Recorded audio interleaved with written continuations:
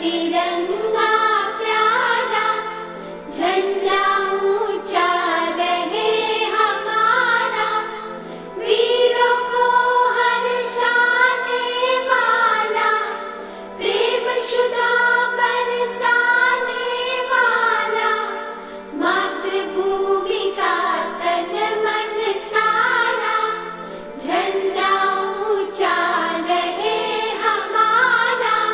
वंदे वंदे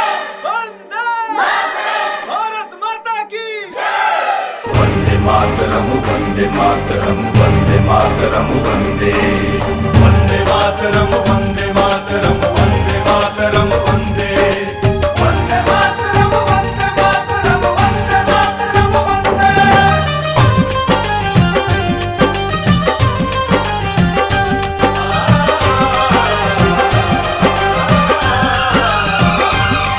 मेरा रंग दे बसंती चोला था भगत सिंह ने बोला, जब भड़का क्रांति का शोला, आसन दुश्मन का टोला।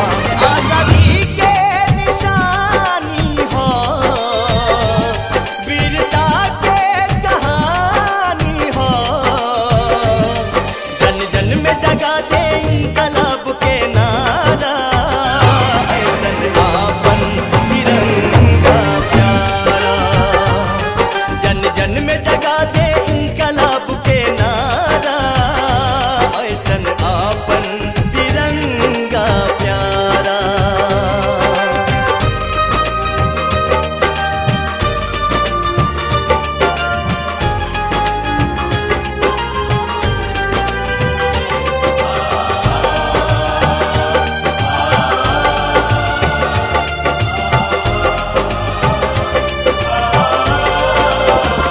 शहीदन के कुर्बानी केसरिया याद दिलावे, रहे कायम हरियाली, हरा रंग सबके सिखावे, सादगी छूट न जाए, श्वेत संदेश देला, रुके ई कदम कबो ना, चक्र उपदेश देला, रुके ई कदम कबो ना, चक्र उपदेश देला।